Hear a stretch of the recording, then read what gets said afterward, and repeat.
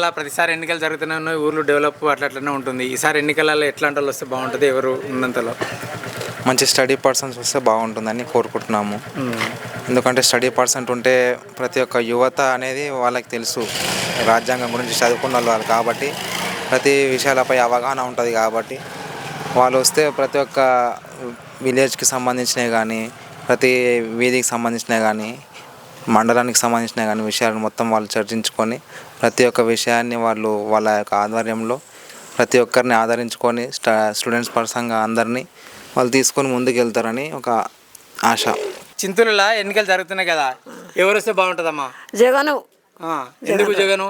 మాకు అవసరమే, మాకు మంచి మా మనిషి కాపాలు వస్తే ఎలుగులు వస్తూ ఉంటారా, మాకు చూస్తారా? చూడరు. మా మనిషి మాకు కొంచెం నమ్మకం ఉంటుంది.